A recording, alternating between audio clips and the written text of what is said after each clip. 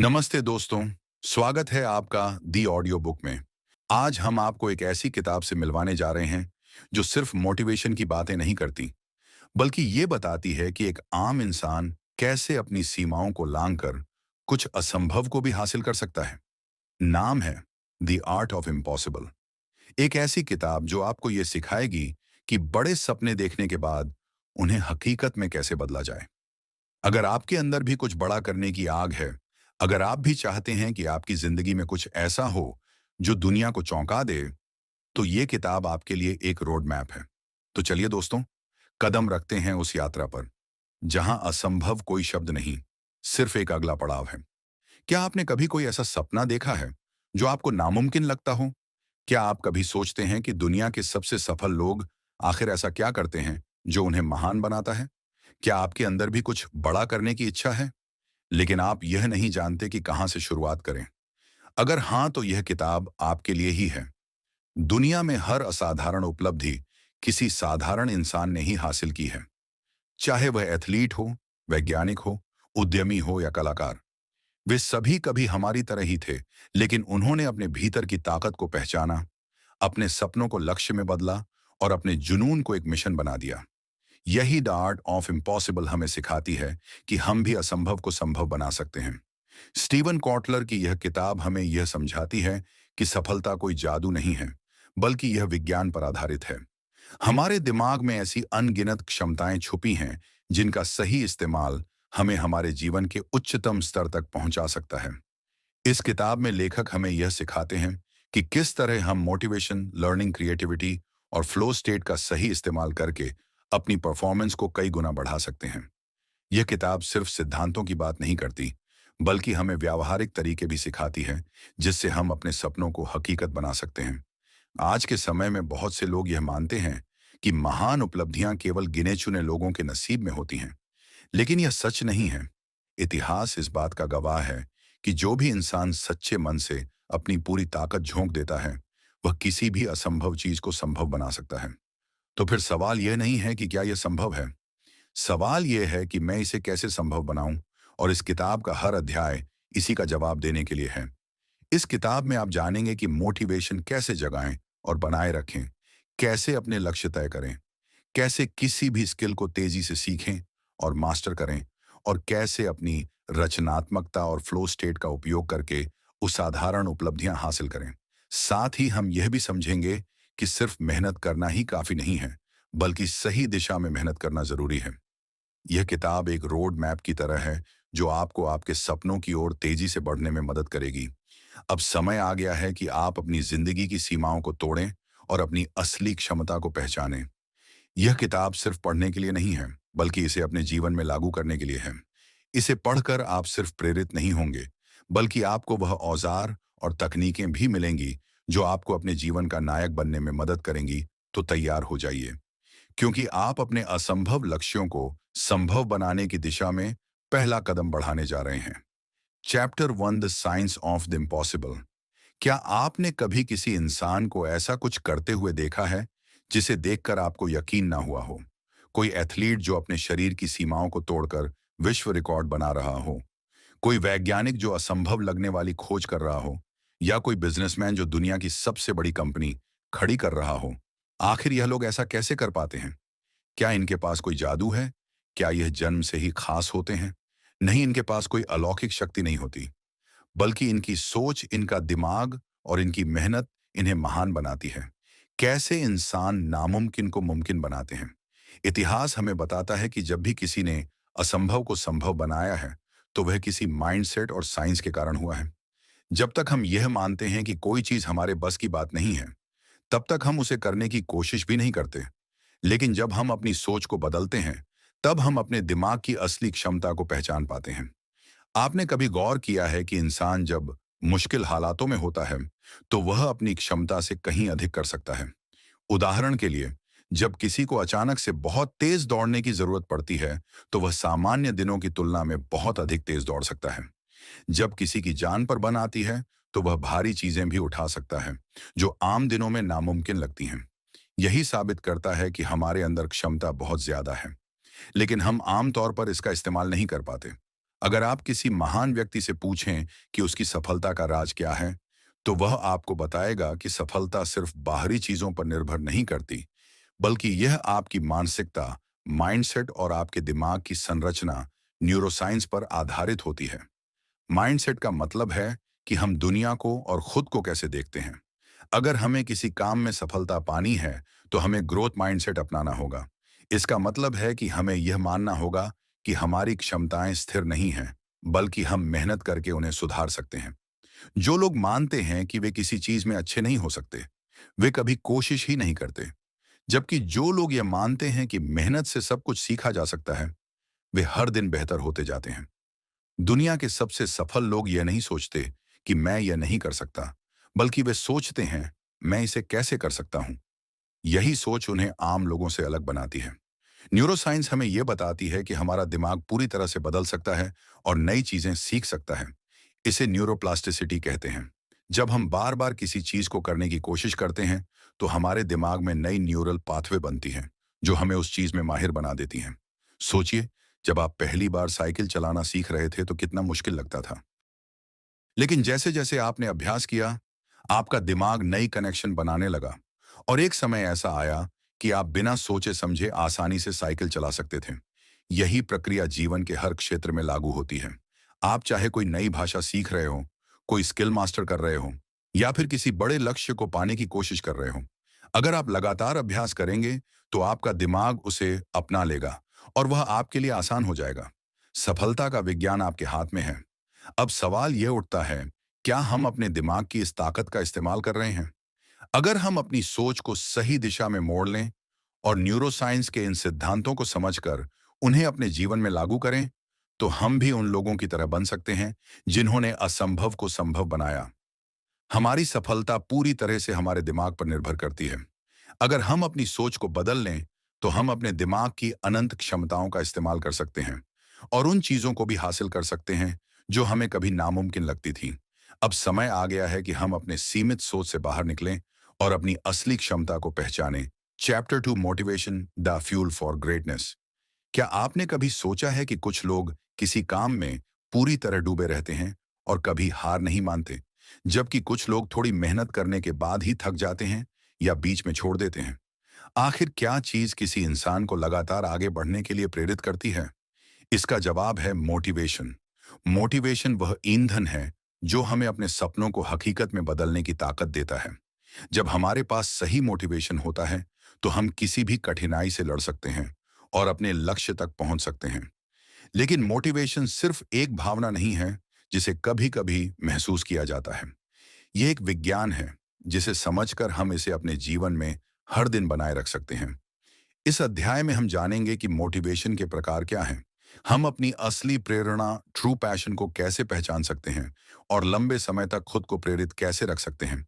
Motivation मुख्य रूप से दो प्रकार के होते हैं। आंतरिक प्रेरणा, इंट्रिंसिक मोटिवेशन। यह वह प्रेरणा होती है जो हमारे अंदर से आती है।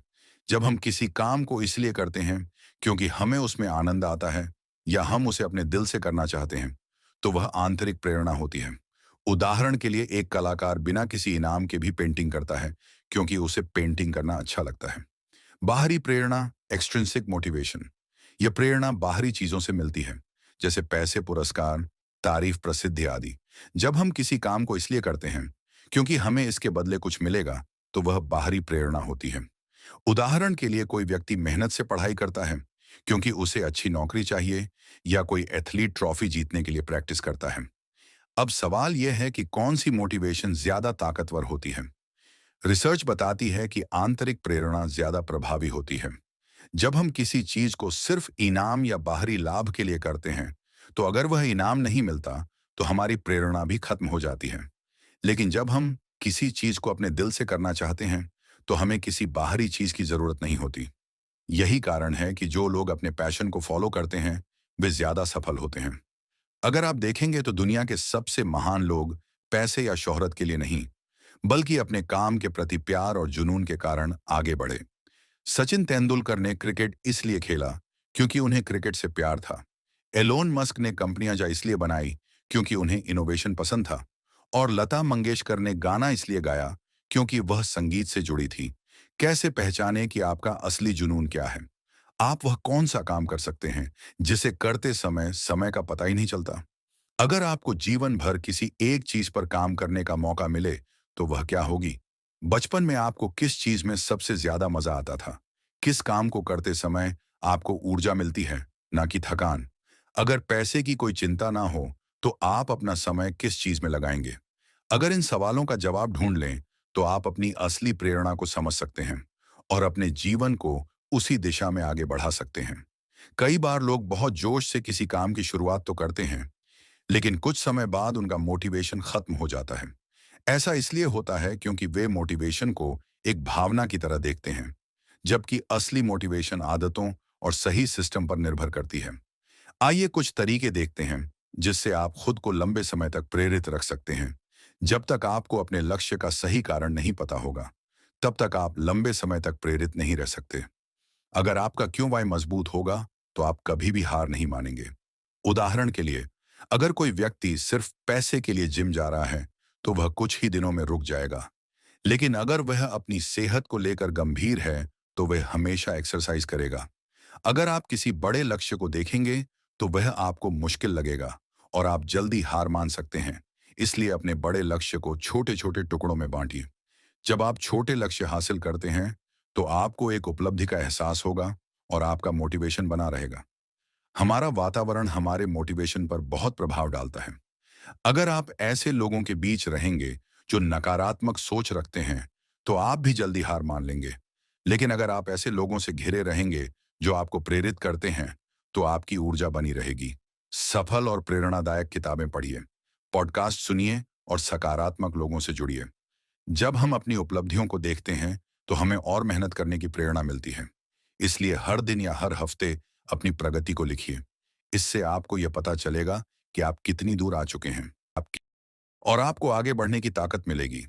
हर बार जब आप कोई छोटा लक्ष्य पूरा करें, तो खुद को कोई इनाम दीजिए। यह इनाम कुछ भी हो सकता है। एक अच्छी कॉफी, पसंदीदा फिल्म देखना या खुद को थोड़ी छुट्टी देना। इससे आपका दिमाग और मेहनत करने के लिए प्रेरित रहेगा। मोटिवेशन कोई जादू नहीं है, बल्कि यह हमारे भीतर की ऊर्जा है, जिसे सही तरीके से इस्तेमाल किया जाए तो हम असंभव को भी संभव बना सकते हैं। जब आप अपने असली जुनून को पहचान लेंगे और अपनी प्रेरणा को बनाए रखने की आदत डालेंगे, तो कोई भी चीज आपको रोक नहीं पाएगी। याद रखिए, दुनिया में असली जीत उन्हीं की होती है जो अपने सपनों को पाने के लिए हर दिन एक कदम आगे बढ़ाते हैं। Chapter 3, goals turning dreams into reality. क्या आपने कभी सोचा है कि कुछ लोग अपने जीवन में बड़े बड़े काम कैसे कर लेते हैं, जबकि बाकी लोग सिर्फ सपने देखते रह जाते हैं? क्या सफल लोग किसी जादू की छड़ी से अपने लक्ष्य पूरे कर लेते हैं, या उनके पास कोई विशेष शक्ति होती है? नहीं, उनकी सबसे बड़ी ताकत है सही तरीके से लक्ष्य बनाना और उन पर लगातार काम करना। लक्ष्य ही वे पुल होते हैं जो हमारे सपनों को हकीकत में बदलते हैं। बिना लक्ष्य के जीवन वैसा ही होता है जैसे बिना नक्शे के यात्रा करना। हमें पता ही नहीं होता कि हमें कहाँ जाना है। अगर हम सही रणनीति के साथ अपने लक्ष्य तय करें और उन पर लगातार काम करें, तो हम भी असंभव को संभव बना सकते हैं। इस अध्याय में हम जानेंगे कि मैसिवली ट्रांसफॉर्मेटिव पर्पस, एमटीपी, क्या होता है, स्पष्ट और छोटे छोटे लक्ष्य बनाने का महत्व क्या है, और कैसे छोटे छोटे कदम हमें बड़ी सफलता की ओर ले जाते हैं। मैसिवली ट्रांसफॉर्मेटिव पर्पस, एमटीपी, एक ऐसा विशाल लक्ष्य होता है जो न केवल आपके जीवन को बदल सकता है, बल्कि दूसरों पर भी गहरा प्रभाव डाल सकता है। यह वही लक्ष्य होता है जिसके बारे में सोचकर आपका दिल जोश से भर जाता है और आपको यह एहसास होता है कि हाँ, यही वह चीज है जिसके लिए मैं बना हूं। स्टीव जॉब्स का एमटीपी था दुनिया को इनोवेटिव टेक्नोलॉजी से बदलना। एलॉन मस्क का एमटीपी है मानवता को मंगल ग्रह तक पहुंचाना। महात्मा गांधी का एमटीपी था भारत को आजादी दिलाना। आपका एमटीपी क्या है? इसे पहचानने के लिए खुद से यह सवाल पूछें, क्या कोई ऐसा बड़ा सपना है जिसे पूरा करने से मेरी और दुनिया की जिंदगी बदल सकती है? क्या यह सपना मुझे इतना प्रेरित करता है कि मैं इसके लिए कोई भी मेहनत करने को तैयार हूं? अगर हाँ, तो आपने अपने जीवन का मैसिवली ट्रांसफॉर्मेटिव पर्पस खोज लिया है। बड़ा सपना देखना बहुत अच्छा है, लेकिन अगर हम इसे छोटे और स्पष्ट लक्ष्यों में नहीं बांटेंगे, तो यह सिर्फ एक ख्याली पुलाव बनकर रह जाएगा। अक्सर लोग बड़े लक्ष्य तो बना लेते हैं, लेकिन वे इतने विशाल लगते हैं कि शुरुआत ही नहीं कर पाते। लेकिन अगर हम अपने बड़े लक्ष्य को छोटे छोटे हिस्सों में बांट दें तो हर कदम आसान लगने लगता है। इसे ही स्मार्ट गोल्स कहते हैं। ए स्पेसिफिक, आपका लक्ष्य बिल्कुल साफ और स्पष्ट होना चाहिए। एम मेजरेबल, आप अपनी प्रगति को ट्रैक कर सकें। ए अचीवेबल, लक्ष्य वास्तविक होना चाहिए, ना कि असंभव। आर रेवेंट, लक्ष्य आपके बड़े उद्देश्य से जुड़ा होना चाहिए। टी टाइम बाउंड, हर लक्ष्य की एक तय समय सीमा होनी चाहिए। उदाहरण के लिए, अगर आपका सपना मैं एक बेस्ट सेलर लेखक बनना चाहता हूं, तो इसे छोटे लक्ष्यों में ऐसे बांटा जा सकता है। अगले 30 दिनों में हर दिन 500 शब्द लिखूंगा। अगले 6 महीनों में अपनी पहली किताब का पहला ड्राफ्ट पूरा करूंगा। अगले 9 महीनों में इसे एडिट करूंगा और प्रकाशक से संपर्क करूंगा। इस तरह जब भी आप एक छोटा लक्ष्य पूरा करेंगे, तो आपको एक उपलब्धि का एहसास होगा, जो आपको आगे बढ़ने की प्रेरणा देगा। दुनिया में जितने भी बड़े अचीवर्स हुए हैं, उन्होंने अपनी सफलता एक ही दिन में नहीं पाई, बल्कि वे रोज छोटे छोटे कदम उठाते गए और धीरे धीरे अपने बड़े लक्ष्य तक पहुंचे। माइकल फिलिप्स, जो 23 ओलंपिक गोल्ड मेडल जीत चुके हैं, हर दिन घंटों पानी में अभ्यास करते थे। अमिताभ बच्चन ने शुरुआती दिनों में कई रिजेक्शन झेले, लेकिन उन्होंने छोटे छोटे सुधार किए और आखिरकार सफलता पाई। वॉरेन बफेट, जो दुनिया के सबसे अमीर लोगों में से एक हैं, उन्होंने अपनी संपत्ति एक दिन में नहीं बनाई, बल्कि वे हर दिन थोड़ा थोड़ा इन्वेस्ट करते गए। छोटे कदम क्यों महत्वपूर्ण हैं? वे आसान लगते हैं। जब लक्ष्य छोटा होता है तो उसे पूरा करना आसान लगता है। वे हमें नियमितता सिखाते हैं। रोज छोटा प्रयास करने से हमें आदत पड़ जाती है। वे आत्मविश्वास बढ़ाते हैं। जब आप छोटे लक्ष्य पूरा करते हैं तो आपको अपनी क्षमता पर भरोसा होने लगता है। चरण एक, अपने बड़े लक्ष्य को पहचानें। क्या चीज आपको सबसे ज्यादा उत्साहित करती है? आपका एमटीपी क्या है? इसे स्पष्ट रूप से लिखें। चरण दो, इसे छोटे छोटे टुकड़ों में बांटें। अगले 1 साल, 6 महीने, 1 महीने और 1 हफ्ते के लिए छोटे लक्ष्य बनाइए। चरण तीन, हर दिन 1% सुधार करें। हर दिन कुछ ना कुछ ऐसा करें जो आपको आपके लक्ष्य के करीब ले जाए। चरण चार, अपनी प्रगति ट्रैक करें। एक डायरी या ऐप में अपनी उपलब्धियों को नोट करें। चरण पांच, खुद को इनाम दें। जब भी आप एक लक्ष्य पूरा करें तो खुद को रिवॉर्ड दें, जिससे आपकी प्रेरणा बनी रहे। याद रखिए, लक्ष्य के बिना जीवन दिशाहीन होता है। अगर आप अपने सपनों को सच में पूरा करना चाहते हैं, तो आज ही पहला कदम उठाइए। कोई भी बड़ा बदलाव एक दिन में नहीं होता, लेकिन अगर आप रोज थोड़ा थोड़ा सुधार करते रहेंगे, तो कुछ महीनों या सालों में आपकी जिंदगी पूरी तरह बदल सकती है। तो सोचिए मत, बस अपने लक्ष्य की ओर बढ़ना शुरू कीजिए। Chapter 4, learning 8, hyper speed.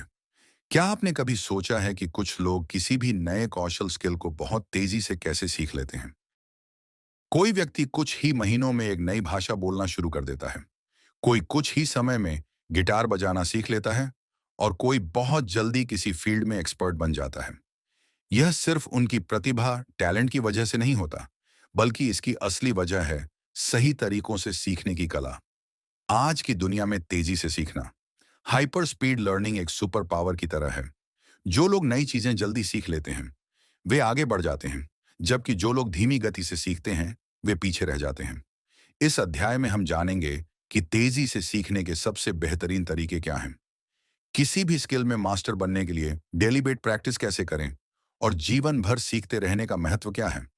अगर आप किसी भी चीज को जल्दी सीखना चाहते हैं, तो आपको अपने दिमाग की लर्निंग पावर को बढ़ाना होगा। इसके लिए नीचे दिए गए तरीकों को अपनाइए। ए फोकस्ड लर्निंग करें। हम अक्सर एक साथ बहुत सारी चीजें सीखने की कोशिश करते हैं, जिससे कुछ भी सही से याद नहीं रहता। अगर आप तेजी से कुछ सीखना चाहते हैं, तो एक समय में एक चीज पर ध्यान दें। एक बार में सिर्फ एक स्किल या विषय पर फोकस करें। अपने दिमाग को 25 से 30 मिनट तक पूरी तरह उसी पर केंद्रित करें। ध्यान भटकाने वाली चीजों को हटाएं। फोन, सोशल मीडिया, टीवी आदि बी एक्टिव लर्निंग अपनाएं। सिर्फ पढ़ने या सुनने से चीजें जल्दी याद नहीं रहती, बल्कि हमें उसे करना भी पड़ता है।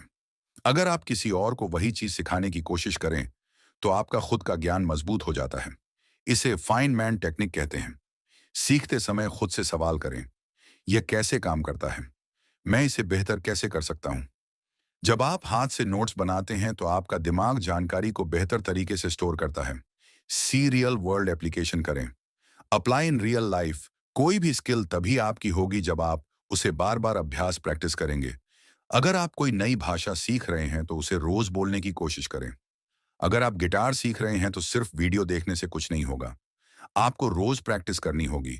अगर आप पब्लिक स्पीकिंग सीख रहे हैं तो शीशे के सामने या दोस्तों के सामने बोलने का अभ्यास करें। डेलीबेट प्रैक्टिस का मतलब है सिर्फ अभ्यास प्रैक्टिस करना ही काफी नहीं है, बल्कि सही तरीके से अभ्यास करना जरूरी है। महान एथलीट, संगीतकार और वैज्ञानिक इसी टेक्निक का उपयोग करते हैं। स्पष्ट लक्ष्य तय करें। सिर्फ गिटार बजाना सीखना है, यह मत सोएं, बल्कि सोएं अगले 7 दिनों में यह खास गाना बजाना सीखूंगा।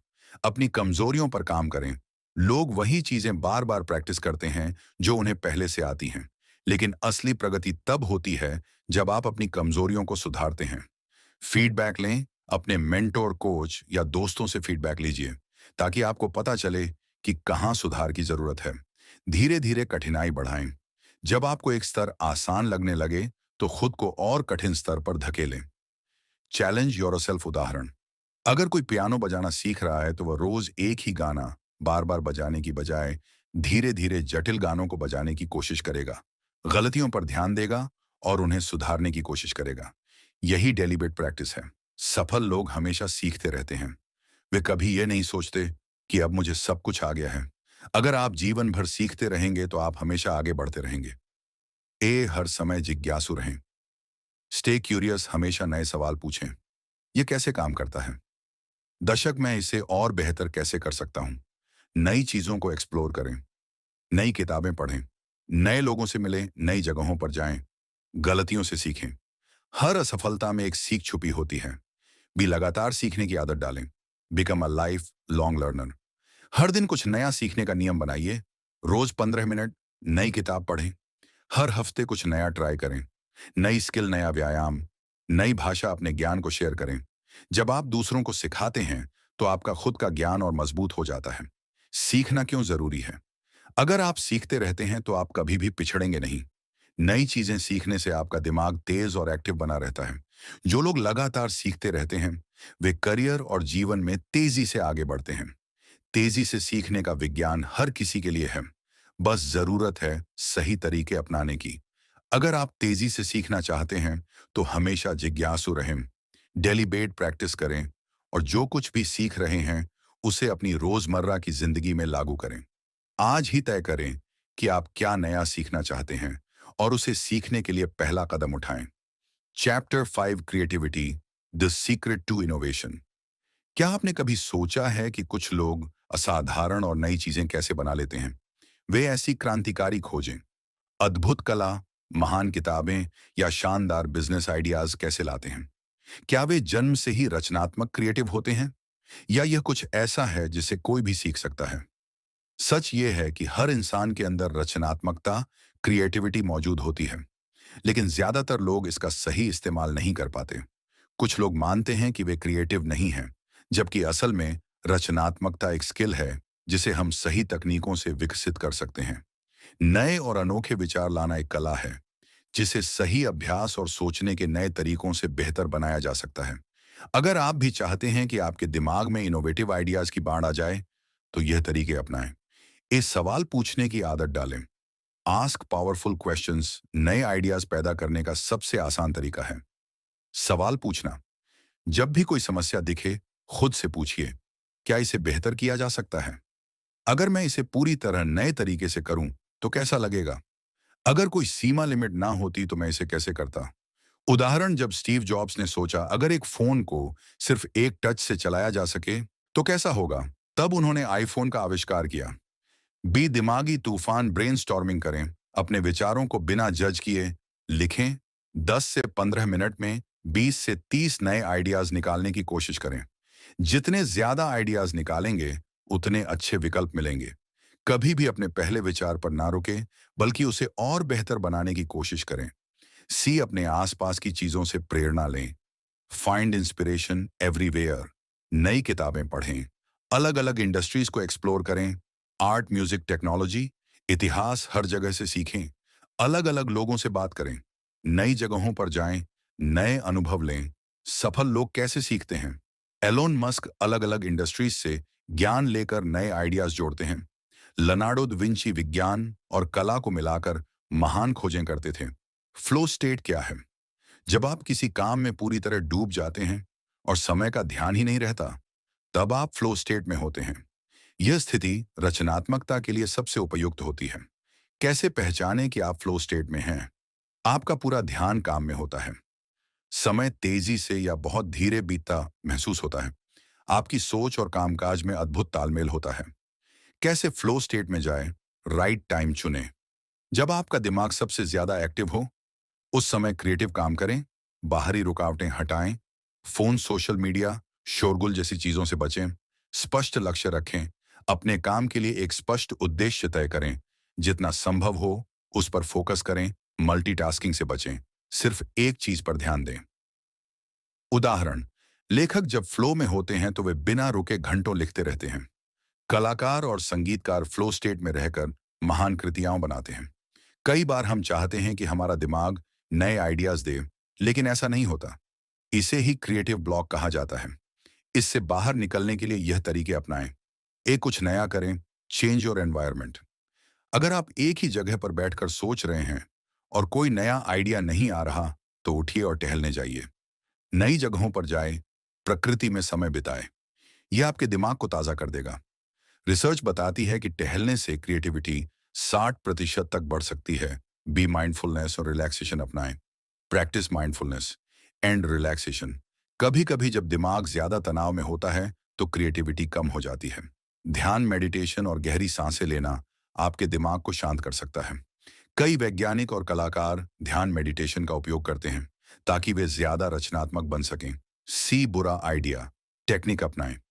Use the bad idea technique. अगर आप अच्छे आइडियाज नहीं सोच पा रहे हैं तो जानबूझकर खराब आइडियाज पर काम करें। यह आपके दिमाग को बिना दबाव के सोचने में मदद करता है और कभी कभी शानदार आइडियाज यहीं से निकल आते हैं। उदाहरण, थॉमस एडिसन ने हजारों असफल प्रयोग किए, तब जाकर बल्ब का आविष्कार हुआ। वॉल्ट डिज्नी को उनके शुरुआती आइडियाज के लिए कई बार रिजेक्शन मिला, लेकिन वे हार नहीं माने। Chapter 6, entering the John, the science of flow. क्या आपने कभी ऐसा महसूस किया है कि आप किसी काम में इतने डूब गए हैं कि आपको समय का ध्यान ही नहीं रहा? ऐसा लगा हो कि सब कुछ अपने आप हो रहा है, आपकी ऊर्जा उच्चतम स्तर पर है और आपका प्रदर्शन पहले से कहीं बेहतर हो गया है। अगर हाँ, तो आपने फ्लो स्टेट का अनुभव किया है।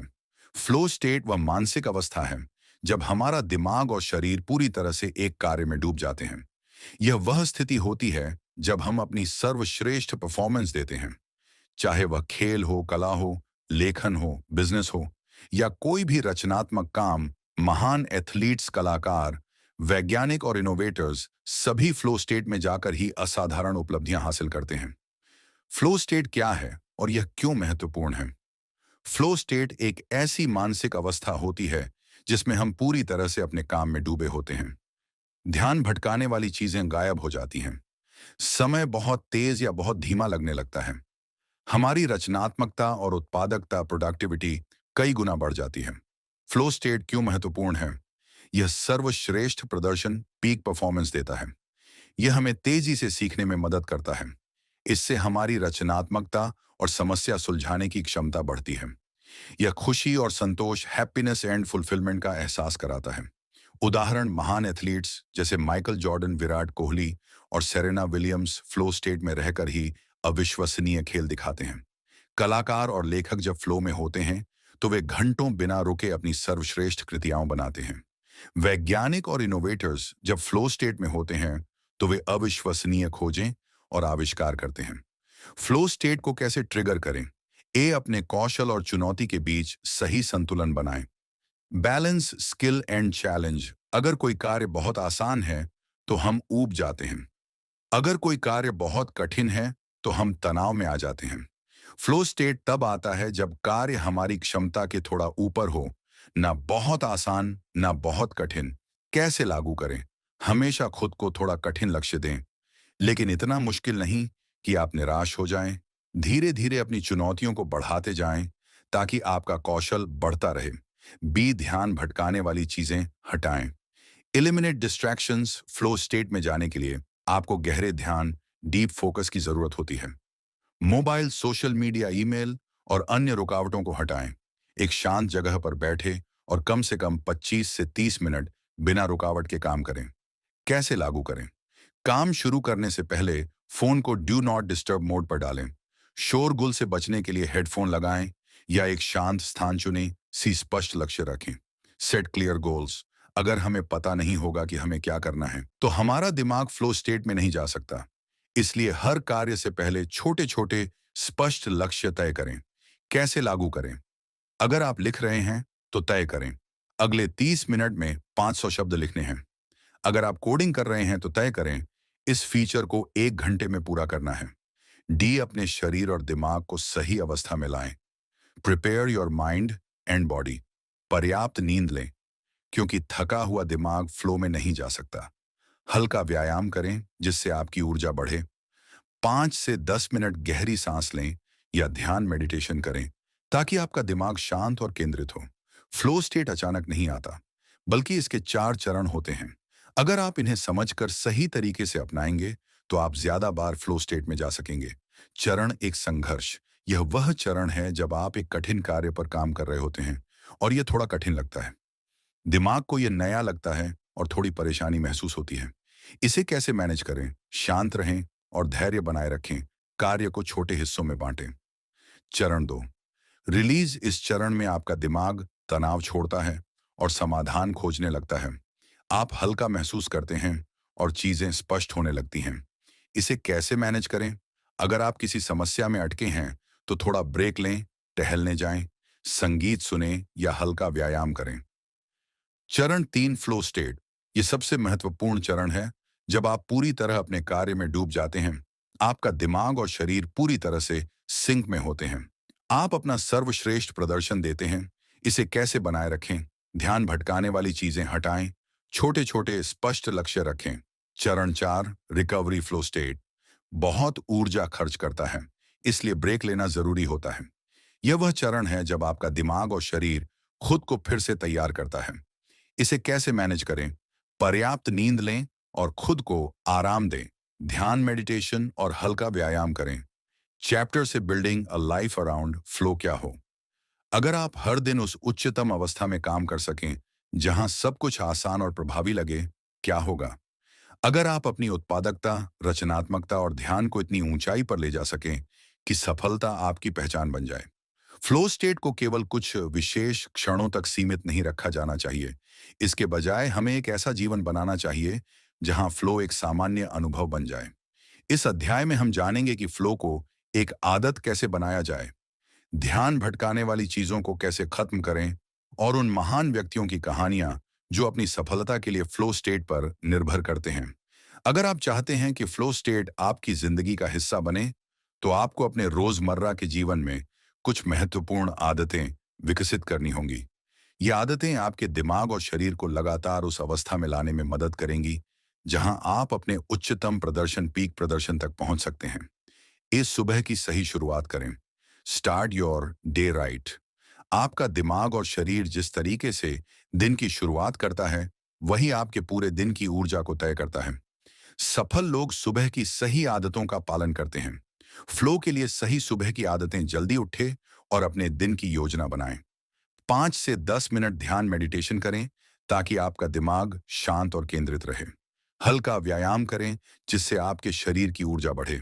अपने सबसे महत्वपूर्ण काम को सुबह के समय करें जब आपका दिमाग सबसे ज्यादा एक्टिव होता है। बी डीप वर्क करें। फ्लो में जाने के लिए गहरा ध्यान, डीप वर्क जरूरी है। अगर आप हर दिन बिना किसी रुकावट के 1 से 2 घंटे किसी महत्वपूर्ण काम में लगाएं, तो आपकी दक्षता, एफिशिएंसी कई गुना बढ़ जाएगी। कैसे करें?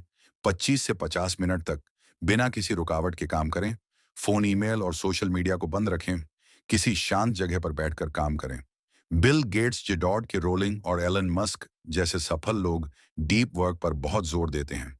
सही आदतें बनाएं। Create flow enhancing habits. जो आदतें हम हर दिन दोहराते हैं, वे ही हमारी सफलता तय करती हैं। फ्लो स्टेट को पाने के लिए हमें फ्लो बूस्टिंग हैबिट्स विकसित करनी चाहिए। फ्लो को बढ़ाने वाली आदतें: सही समय पर सही काम करें। सुबह के समय कठिन काम करें, दोपहर में रचनात्मक काम करें। काम से पहले एक रिचुअल बनाएं: कॉफी पीना, हल्का संगीत सुनना या 5 मिनट ध्यान करना बिना रुके लंबे समय तक काम करने की क्षमता बढ़ाएं। महान लेखक हर दिन तय समय पर लिखते हैं। एथलीट्स एक निश्चित रूटीन में ट्रेनिंग करते हैं। यह फ्लो को ट्रिगर करने में मदद करता है। ध्यान भटकने की वजह से हम कई बार फ्लो स्टेट में नहीं जा पाते। हर दिन हम कई चीजों से घिरे होते हैं। Mobile notification, social media, email और आसपास का शोर। अगर हम इन रुकावटों को खत्म कर दें तो फ्लो में जाना आसान हो जाएगा। ए डिजिटल डिस्ट्रैक्शंस से बचें। लिमिट डिजिटल डिस्ट्रैक्शंस, मोबाइल और सोशल मीडिया सबसे बड़ी बाधाएं हैं। जब आप काम कर रहे हो तो फोन को डू नॉट डिस्टर्ब मोड पर रखें। सोशल मीडिया ऐप्स का इस्तेमाल सीमित करें। फ्लो के दौरान इन्हें पूरी तरह बंद कर दें। बी सही माहौल बनाएं। Optimise your environment. आपका कार्यस्थल वर्क प्लेस आपके ध्यान और रचनात्मकता को प्रभावित करता है। एक शांत और व्यवस्थित जगह पर काम करें। आरामदायक कुर्सी, सही रोशनी और कम से कम रुकावटें हों कैसे करें। फ्लो म्यूजिक, हल्का इंस्ट्रूमेंटल संगीत या प्रकृति की आवाजें सुनें। टेबल पर सिर्फ वही चीजें रखें जो आपके काम से जुड़ी हों। अगर घर में ज्यादा शोर हो तो नॉइस कैंसलिंग हेडफोन का इस्तेमाल करें। वे लोग जो फ्लो स्टेट में रहकर सफल हुए। बास्केटबॉल लीजेंड माइकल जॉर्डन ने कई बार इंटरव्यू में कहा कि जब वे खेल रहे होते थे तो ऐसा लगता था जैसे समय धीमा हो गया हो। वे हर मूव को पहले से देख सकते थे। यही फ्लो स्टेट की ताकत है। फ्लो स्टेट की हैरी पॉटर सीरीज लिखते समय जे के रोलिंग घंटों तक लिखती थी। उन्होंने होटल के एक कमरे में खुद को बंद करके कई दिनों तक लगातार लिखा ताकि वे पूरी तरह फ्लो में रह सकें। स्पेस और टेस्ला के सीईओ एलन मस्क अपने जटिल वैज्ञानिक और बिजनेस प्रोजेक्ट्स पर काम करने के लिए डीप वर्क और फ्लो स्टेट का उपयोग करते हैं। वे घंटों तक बिना किसी रुकावट के पूरी तरह अपने काम में डूबे रहते हैं। Chapter 8, the art of Perseverance. क्या आपने कभी सोचा है कि दुनिया के सबसे सफल लोग दूसरों से अलग क्या करते हैं? क्या वे सबसे प्रतिभाशाली टैलेंटेड होते हैं? क्या वे किस्मत के धनी होते हैं या फिर उनके पास कुछ ऐसा है जो बाकी लोगों में नहीं होता? सच्चाई यह है कि सफलता का सबसे बड़ा रहस्य प्रतिभा नहीं बल्कि दृढ़ता, परसिवेरेंस। प्रतिभा आपके सफर को आसान बना सकती है, लेकिन जो लोग असली ऊंचाइयों तक पहुंचते हैं वे लोग होते हैं जो मुश्किलों के बावजूद हार नहीं मानते। दृढ़ता ग्रेट क्यों? प्रतिभा से अधिक महत्वपूर्ण है। दृढ़ता का अर्थ है कभी हार ना मानना, चाहे हालात कितने भी कठिन क्यों ना हो।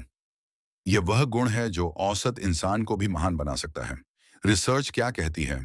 प्रसिद्ध मनोवैज्ञानिक एंजेला डकवर्थ ने अपनी किताब grit at the power of passion and perseverance में बताया कि ग्रिट यानी दृढ़ता ही सफलता का सबसे बड़ा कारण है। न कि केवल प्रतिभा। उनके अध्ययन में पाया गया कि जो छात्र, एथलीट और बिजनेस लीडर्स लगातार प्रयास करते रहे वे प्रतिभाशाली लोगों से ज्यादा सफल हुए। टैलेंट आपको एक अच्छी शुरुआत देती है, लेकिन यह गारंटी नहीं देती कि आप महान बनेंगे। परवेरेंस यह तय करती है कि आप अपने लक्ष्य तक पहुंचेंगे या नहीं। अगर आपके अंदर दृढ़ता है तो आप किसी भी प्रतिभाशाली व्यक्ति से आगे निकल सकते हैं। हर सफर में चुनौतियां और असफलताएं आती हैं।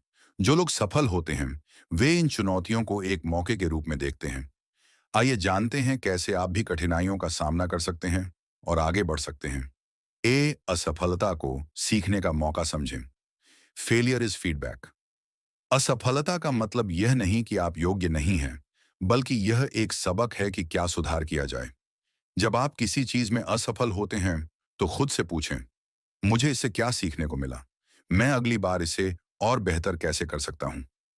उदाहरण, अल्बर्ट आइंस्टीन को स्कूल में धीमा सीखने वाला कहा गया था, लेकिन उन्होंने खुद को साबित किया। वॉल्ट डिज्नी को एक अखबार की नौकरी से निकाल दिया गया था क्योंकि उनके बॉस ने कहा इनमें रचनात्मकता नहीं है, लेकिन उन्होंने डिज्नी को दुनिया की सबसे बड़ी एंटरटेनमेंट कंपनी बना दिया। Be never give up mentality अपनाएं। जब भी आपको लगे कि आप हार मानने वाले हैं तो खुद से पूछें, क्या मैं बस इसलिए हार मान रहा हूं क्योंकि यह मुश्किल हो गया है? अगर मैं और 10 बार कोशिश करूं तो क्या सफलता की संभावना बढ़ सकती है? एक्शन प्लान, छोटे छोटे कदम लें। बड़ी समस्याओं को छोटे हिस्सों में तोड़ें। हर दिन 1% सुधार करें। धीरे धीरे मजबूत बने, लंबे समय तक सोएं। असफलता तात्कालिक होती है, लेकिन सफलता स्थायी हो सकती है। मानसिक मजबूती कैसे विकसित करें? दृढ़ता और मानसिक मजबूती विकसित करने के लिए कुछ विशेष रणनीतियां इन्हें अपनाई जा सकती हैं। आत्मनियंत्रण, सेल्फ डिसिप्लिन विकसित करें। जो चीज सही है उसे करें, भले ही आपका मन ना करे। नियमित आदतें बनाएं और उनका पालन करें। कैसे लागू करें? हर दिन एक निश्चित समय पर अपने लक्ष्य के लिए काम करें। जो कठिन चीज आपको करनी है उसे पहले करें। बी इच्छा शक्ति की बैटरी को चार्ज रखें। इच्छा शक्ति, विल पावर, एक मसल की तरह है। अगर आप इसे ज्यादा इस्तेमाल करते हैं तो यह थक सकती है। इसलिए समय समय पर इसे रिचार्ज करना जरूरी है। कैसे करें? पर्याप्त नींद लें और सही खान पान अपनाएं। ध्यान, मेडिटेशन करें और अपने दिमाग को शांत रखें। अपने आप को सकारात्मक और प्रेरणादायक लोगों के साथ रखें। खुद को विजेता की तरह सोएं। थिंक लाइक अ विनर, बड़ी सोएं और खुद को पहले से विजेता मानें। हर दिन खुद से कहें, मैं यह कर सकता हूं। मैं जितनी बार गिरूंगा उतनी बार उठूंगा। सफल लोग खुद को सकारात्मक शब्दों से प्रेरित करते हैं। मैं कर सकता हूं। I can do it hard. सिर्फ सीखने का मौका है। Failure is just a lesson. Chapter 9, energy management for sustained performance. क्या आपने कभी सोचा है कि कुछ लोग लगातार ऊर्जावान, एनर्जेटिक और प्रोडक्टिव कैसे बने रहते हैं, जबकि बाकी लोग थोड़े समय बाद थकान, तनाव और बनावट महसूस करने लगते हैं? क्या यह सिर्फ उनकी शारीरिक क्षमता, फिजिकल फिटनेस की वजह से होता है, या इसके पीछे कोई गहरी रणनीति है? सच्चाई यह है कि लंबे समय तक उच्च प्रदर्शन बनाए रखने के लिए सही एनर्जी मैनेजमेंट जरूरी है। सिर्फ मेहनत करना ही काफी नहीं होता, बल्कि सही तरीके से अपनी ऊर्जा का इस्तेमाल करना, अपने शरीर और दिमाग का ख्याल रखना भी उतना ही महत्वपूर्ण है। क्यों जरूरी है एनर्जी मैनेजमेंट? अगर आप अपनी एनर्जी को सही से मैनेज नहीं करेंगे तो धीरे धीरे आप थकान महसूस करने लगेंगे और आपका प्रदर्शन गिरने लगेगा। ऊर्जा सीमित होती है। अगर आप इसे सही तरीके से खर्च नहीं करेंगे तो आप जल्दी थक जाएंगे। रिचार्ज जरूरी है। अगर आप लगातार बिना रुके काम करेंगे तो आपकी कार्य क्षमता घटने लगेगी। लंबे समय तक टॉप पर बने रहने के लिए आपको अपनी ऊर्जा को संतुलित रखना होगा। Be at power of recovery and rest नियंत्रित। ब्रेक लेना जरूरी है। शरीर और दिमाग को आराम दिए। बिना लगातार काम करने से बर्नआउट हो सकता है। सोने की गुणवत्ता सुधारें। नींद हमारे शरीर और दिमाग को दोबारा ऊर्जा देने का सबसे अच्छा तरीका है। रोज थोड़ा आराम लंबे समय तक बेहतरीन प्रदर्शन की कुंजी है। कैसे लागू करें? हर 90 मिनट बाद 5 से 10 मिनट का ब्रेक लें। हर रात कम से कम 7 से 8 घंटे गहरी नींद लें।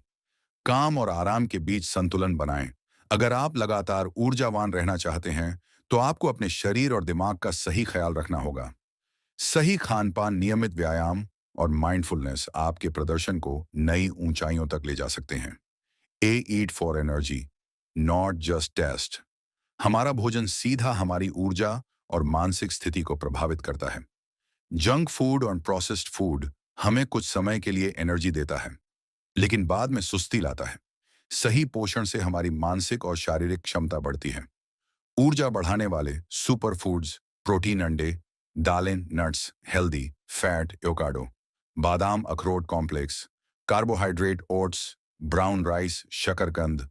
हाइड्रेशन, दिन भर पर्याप्त पानी पीना बहुत जरूरी है।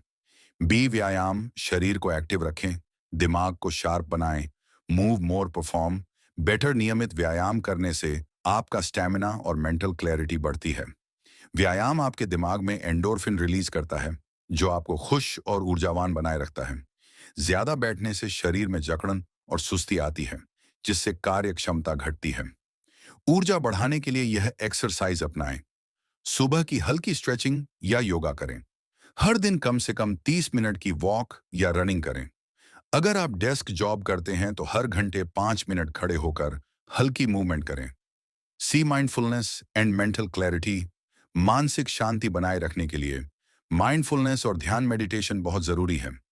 जब हमारा दिमाग शांत और केंद्रित होता है तो हम ज्यादा अच्छे निर्णय ले सकते हैं और हमारी उत्पादकता, प्रोडक्टिविटी बढ़ती है।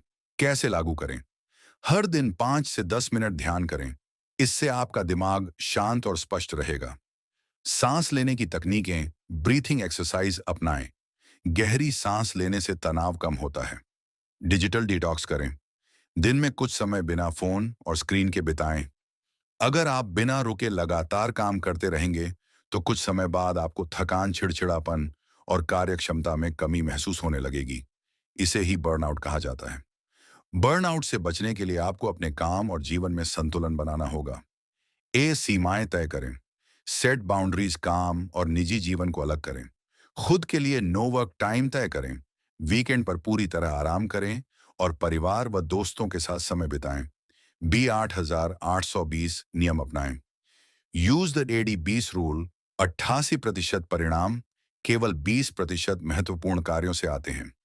उन कार्यों को पहचानें जो सबसे अधिक प्रभाव डालते हैं और उन्हीं पर ज्यादा ध्यान दें। हर दिन सबसे महत्वपूर्ण 3 से 4 काम करें।